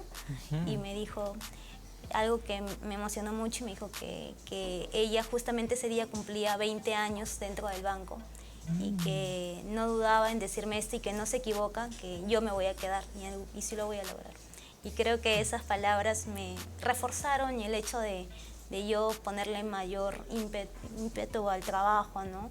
Mayor dedicación, ¿no? Porque no cualquiera te dice esas palabras, ¿no? Sino alguien que realmente ve en ti el esfuerzo, la visión que tienes, la complicidad que hay entre las dos en el trabajo, ¿no? Entonces, ella ve ese trabajo en equipo y ve esas cosas positivas, y que alguien aprecie eso es importante, ¿no? O sea, para todo practicante creo que su jefe le dé unas palabras de aliento, le diga que tenga pasta para ser abogado. Eso refuerza bastante el hecho de permanecer y esforzarse por lograr lo que quiere, ¿no? Y qué bonita historia, Andrea. ¿Tienes alguna historia parecida, Fidel? Pero antes de pasar, se me acaba de ocurrir una pregunta que quisiera hacértela. ¿En el Banco Continental hay una biblioteca jurídica? No. ¿Tampoco hay una biblioteca jurídica? Hay una biblioteca, pero no es una biblioteca jurídica especialmente de todos los libros que van saliendo de acorde, ¿no? Sino que es doctrina, dogmática, cosas. Es una biblioteca general que hay de todo, o sea, no solamente puedes encontrar libros de derecho, también puedes encontrar libros de, no sé, ingeniería, ¿no? O sea, es una biblioteca general y cada piso tiene una biblioteca, ¿no? O sea, de repente en el piso 6, que nosotros es servicios jurídicos, de hecho tiene que haber siempre un código civil, un código penal, un poco de doctrina, ¿no? Pero como también es negocio bancario, compartimos el área, entonces vas a encontrar también temas de administración, libros de administración, y es muy bonito porque así como que te vas ampliando, ¿no? Un poquito en conocimiento. Pero es una biblioteca de consulta. Claro, es una biblioteca. Para poder desarrollar los pendientes del día. Exactamente, sí, de repente hay algo que o buscamos de repente, hay veces que el banco entra como demandante o demandada, entonces tú tienes que buscar doctrina, ¿no? Buscar un poquito más, pero claro, cada área, ¿no? Por ejemplo, hay también el área penal, que creo que ellos son los que más utilizan los libros para buscar el sustento jurídico para sus... Eso te iba a preguntar, ¿las bibliotecas estas que me mencionas son muy concurridas en todas las áreas? Bueno, es dependiendo. Por ejemplo, en mi área no mucho, porque yo veo bastante divisado de poderes y esa área es más como que temas de registros públicos. Entonces, claro, hay libros de doctrina en cuanto a ello, pero es como que algo de consulta, ¿no? Pero en cambio las áreas como penal, las áreas quizás como derecho laboral, donde directamente se ve afectada una persona o el banco es demandante o la persona natural es la demandada, entonces, ¿no? Obviamente sí tenemos que buscar todos los medios para nuestro sustento jurídico, ¿no? Que es en la demanda. Entonces ahí sí obviamente que sí van más a la biblioteca, averiguan, ¿no? Entonces, sí. Pero en cambio en mi área es un poco más fresh, ¿no? Más light. Más light. Fidel, ¿hay algún consejo que atesores, que te haya ofrecido el doctor Lázaro, algún ex profesor? Mira, el doctor Lázaro siempre me ha dicho: Fidel, no hay peor cosa que no hacer. Si lo llevamos a la práctica, puede ser en este caso. Viene un cliente y ha sido mal asesorado y no ha presentado la documentación correspondiente en el debido plazo, ¿no? Y los actos postulatorios para el demandante, según el Código Procesal Civil, es al momento de presentar la demanda. Ahí debe presentar sus medios probatorios. Y los actos postulatorios para el demandado es al momento de contestarla. Ahí debe presentar sus medios probatorios bajo el principio de preclusión, ¿no? Pero, ¿qué pasa si se le ha vencido el plazo? Pero tiene los documentos, tiene las pruebas. Muchos dirán, bueno, ¿ya para qué lo presentamos? Porque en realidad el juez ya no lo va a admitir a trámite. No lo va a admitir esos medios probatorios en audiencia, porque ya están fuera de plazo. Y el doctor siempre dice, no hay peor cosa que no hacer. Agarra esos documentos que tiene el cliente, más allá de que fuera del plazo, hace sus escritos y lo presenta. Siempre me dice eso, ¿no? Tú tienes que ser muy acucioso, tienes que acudir a todo lo que tengas. Y hay un dicho, ¿no?, que me dijo un profesor en la universidad: lo que abunda no daña. Y es cierto, ¿no? Si es que podemos minar el proceso con la mayor cantidad de documentación que pueda favorecerle a tu cliente, se tiene que hacer, ¿no? Básicamente eso, ¿no? Siempre presentar todo lo que tengamos a la mano, a pesar que de repente el juez no lo pueda admitir. Y se ha dado casos en los que el juez, al momento de la audiencia, lo admite. Pero Fidel, ¿no me dijiste que ya se le venció el plazo? Lo que pasa que el juez puede actuar prueba de oficio. Y como esa prueba, esa también es la estrategia, pues, ¿no? Llegar a audiencia y decirle, señor juez, que si bien es cierto no se presentó en su oportunidad, pero esta prueba que tengo acá es relevante para que usted pueda decidir. Y bajo el artículo 171 del Código Procesal Civil solicito que usted actúe de prueba de oficio. Y ha habido casos en los que los jueces han admitido. Y entonces eso, ¿no? O sea, no quedarse en el intento, ¿no? Siempre hay que hacerlo. En el estudio hay una biblioteca, o hay varias bibliotecas. ¿Cómo es que distribuyen los libros académicos? Mira, el doctor en su casa tiene un cuarto exclusivamente para libros. Yo la primera vez que ingresé me quedé muy sorprendido. Las 4 paredes.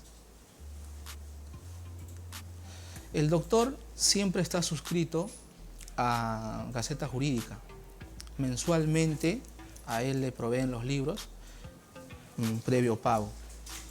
Al inicio yo no me atrevía, ¿no?, a revisar sus libros, ¿no? Porque yo decía, se puede molestar.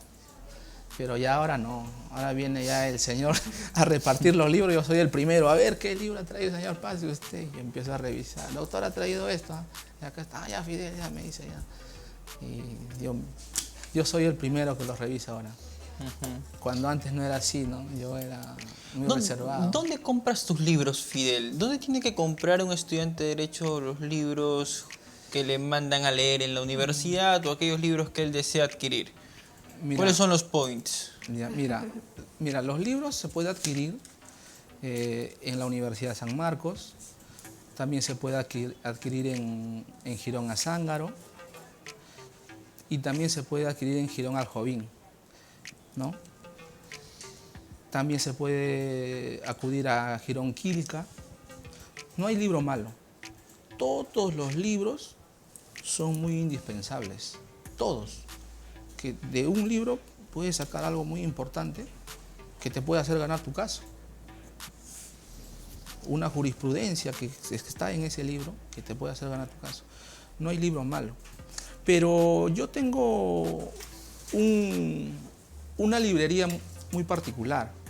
Resulta que yo he estudiado en la secundaria con un compañero que trabajaba en Azángaro con su tío vendiendo libros. Y ya cuando yo empecé a estudiar Derecho, yo lo busqué. No estaba en el mismo lugar, se me hizo difícil encontrarlo, porque ya pues habían pasado tantos años. Preguntaba por él y no me daban razón. Y un día ya cuando estoy haciendo mis labores, me voy a presentar un escrito, me dice, Zulca. Y digo, ¿Sánchez? Hola, Zulca, me dice. Hola, Sánchez, te he estado buscando por tanto tiempo. Le digo, ¿qué? ¿Ahora dónde estás trabajando? Acá, me dice, yo tengo mi propia librería. O sea, él ya tiene su propia librería, ¿no? Librería Madrid, ese es el nombre, que está en Girón Aljovín, ¿no? Frente al Palacio de Justicia. Para ser más específicos, ¿no? Entre el Palacio de Justicia y el Hotel Sheraton, ¿no? Y quiero añadir a esta pregunta algo muy importante. Yo recomendaría que en Derecho Civil los estudiantes de Derecho se compren el libro de acto jurídico del doctor Aníbal Torres Vázquez y también del doctor Fernando Vidal Ramírez. El acto jurídico en el Derecho Civil es la médula de todo, es la columna vertebral. Y bueno, pues recomendaría esos 2 libros, ¿no? También sumados a otros libros, ¿no? A otros compendios. Y en derecho penal yo recomendaría uno muy antiguito, que la verdad la última edición es del año 1998, pero creo que para todo estudiante es básico y lo debe leer, el del doctor Bramon Arias, ¿no? Básico, tipicidad subjetiva, tipicidad objetiva, artículo por artículo y en un solo compendio. Y yo recomiendo que lo lean. También recomendaría los libros del doctor Bramon Arias, bueno, ya lo mencioné, ¿no? El de Peña Cabrera. Son 7 tomos de Peña Cabrera y el doctor Peña Cabrera analiza, ¿no? Artículo por artículo. Y muy interesante. Y por último también le recomendaría de Ramírez Sicha, ¿no? Del doctor Ramírez Sicha en Derecho Penal, parte especial. Es muy bueno. Andrea, vamos a ponernos en un supuesto. Tú ya eres gerenta, ¿ok? Hay una convocatoria para que los practicantes postulen y a ti te toca hacer el filtro final. ¿Qué buscarías en esa practicante o en ese practicante? ¿Qué preguntas le formularías? Bueno, primero le preguntaría cuál ha sido el interés, ¿no? del puesto de practicante, ¿no? De repente le gusta el área donde va a postular, de repente es un estudiante más académico, ¿no? Entonces me habla más sobre temas de fondo, ¿no? En cuanto al área, en cuanto a los temas del área, ¿no?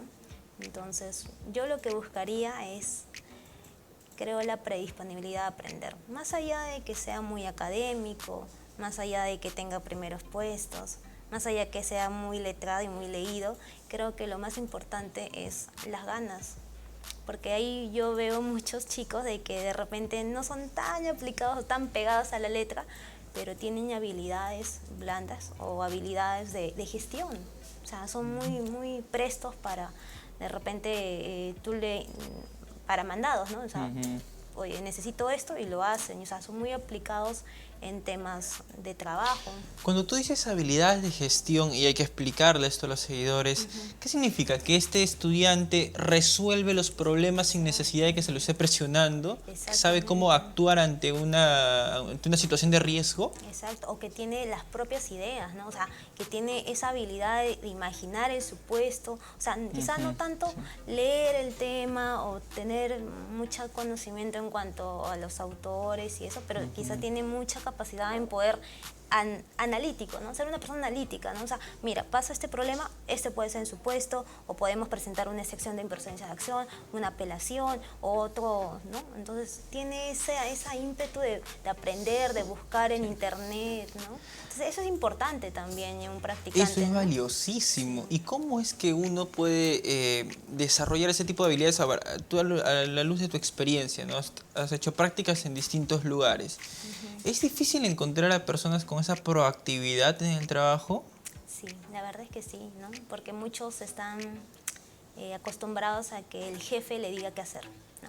Tú haces esto, tú haces el otro, mandados, ¿no? Pero yo creo que la autogestión es mucho más importante, sino tú decirle, mira, claro, somos un equipo, ¿no? Tú ingresas a un trabajo para formarte dentro de un equipo y tus ideas también valen y aportan mucho para poder solucionar un conflicto, ¿no? Ya sea de derecho, ¿no? Entonces eso es muy importante, ¿no? No ser una persona chupada, ¿no? Como se dice acá, ¿no? O sea, un poco tímido, eso también... con el tiempo se va desarrollando, ¿no? Yo también al comienzo era bastante tímida y es natural y normal en un practicante, ¿no? Porque siempre tiene miedo a malograrla, ¿no? Por decirlo así, pero es importante que parte de las prácticas y parte de ello es equivocarse, parte de ello también sea aportar dentro de tu trabajo, dejar un legado en tu trabajo, ¿no? Dejar algo bueno, mira, de repente dar una idea, ¿no? Podemos gestionar esto, podemos abrir una biblioteca virtual, hacer un artículo en cuanto al trabajo, ¿no? Esos aportes son importantes, ¿no? Esos aportes son importantes, tanto académico como personalmente como persona, ¿no? Si tú fueses gerenta, ya, vamos a ponernos, seguimos en ese supuesto. ¿Qué es lo que buscarías en un postulante? Que tenga esas habilidades de gestión, que tenga esa predisposición por volverse un agente autónomo en la empresa, ¿no? Que logre cierta autonomía, que no lo estén presionando mucho y que desarrolle sus pendientes por él mismo, o alguien sumamente académico, muy aplicado, pero que no tiene desarrolladas esas habilidades. Entre esos dos yo preferiría a la persona con gestión, ¿no? Una persona que se autogestione, que tenga ese ímpetu. ¿Por qué? Porque quizá el tema académico, leyendo un libro, te puedas instruir, pero esas habilidades de autogestión son un poco difíciles de lograrlas, ¿no? Porque todos no tienen esa habilidad de poder querer opinar por miedo a equivocarse, o que de repente su comentario no sea tomado de la forma correcta por sus jefes, ¿no? Y es por eso que también creo que las personas que están viendo y son jefes de prácticas, ¿no? O sea, sería bueno que valoren eso también, ¿no? En los practicantes, la autogestión, en riesgo que se tome el practicante en decir, oye, yo opino que esto de repente no es así, que de repente esto podría ser mejor. Entonces, valorar eso en un practicante, ¿no? Porque el practicante que es el sumiso, el que está pegado a la letra, quizás es un poco... es bueno, no es malo, es rescatable, pero creo que la persona que tiene habilidades como las que te expliqué son un poquito más... O sea, eso es lo que yo personalmente como gerenta buscaría, ¿no? Poniéndome en ese supuesto, ¿no? Claro, cada quien tiene su forma de pensar y busca de acorde a lo que a él se adhiere mejor un practicante, ¿no? De repente otro jefe prefiere que sea más académico, ¿no? Una persona más pegada a la letra, ¿no? Entonces, ¿no? Y como gerenta, ¿cómo incentivarías a que el área de practicantes justamente sea un área proactiva, en donde el practicante participe y no le tema pues a su jefa, que en este caso serías tú? Ser dinámicos, crear dinámicas. Ah, ¿hacen dinámicas en el Banco Continental? No, nosotros no, pero o sea, es algo que de repente sí me gustaría que implementen, ¿no? Hacer dinámicas, ¿no? Y dentro de esas dinámicas también ponerle el toquecito académico, ¿no? Quizá si tú dominas un tema, podamos todos escucharte, ¿no? O sea, para quitar un poquito ese miedo de poder expresarse o poder plantear tus ideas. Si sabes un tema libre, ¿no? Quizá exponerlo y exponerlo para todos y que el jefe se sienta una carpeta junto con su practicante, ¿no? Y compartir como compañeros. Creo que eso sería muy productivo, ¿no? Y creo que debería aplicarse, ¿no? ¿Hay incentivos en el Banco Continental para los practicantes? ¿El trabajador del mes, cosas como esas? Creo que no. No. Bueno, yo voy ahí 7 meses, con este mes, que febrero, 7 meses, y no tengo conocimiento que si hay como que el practicante del mes, ¿no? Pero donde sí había era en el Ministerio de Educación, en mi trabajo pasado, sí, había el trabajador del año. Y sí se incentivaba con un diploma, ¿no? De el mejor trabajador del año, o sí. Y en el fin de año justo hacían chocolatada y compartir y daban esos diplomas, y creo que eso es algo muy importante, ¿no? También, ¿no? Incentivar a que si eres mejor, puedes seguir, ¿no? Aunque yo siempre tengo la frase de mi mamá que es, no basta ser el número 1, no es suficiente. Entonces yo, o sea, sí, rescato que hay personas que se esfuerzan bastante, pero que podrían dar más, ¿no? O sea, nunca hay que autolimitarse, ¿no? Creo, es algo que mi mamá siempre, de repente no está bien, o sí, pero es un tema que yo de muy chiquita, por ejemplo, mi mamá siempre ha sido una persona que un poquito bien estricta y... Sí, si he hecho algo bien, me ha felicitado, pero siempre diciéndome que se puede mejorar. ¿Su hija ha heredado ese carácter también? Sí.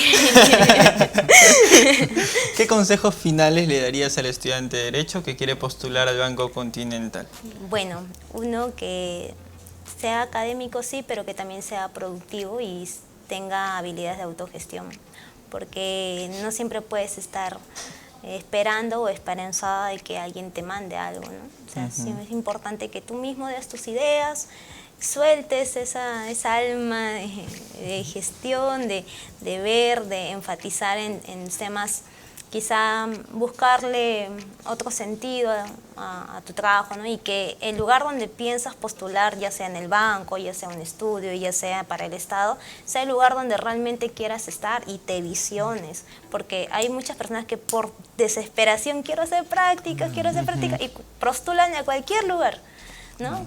Y eso no está bien. Tú, como futuro abogado, tienes que visionarte, tener la visión dónde quieres llegar. Yo quiero llegar a ser gerenta, entonces tengo que estar en una entidad privada o en una empresa grande, ¿no? O sea, o empresa chiquita y quizá volverla grande y crecer juntos, ¿no? Eso también es una buena visión.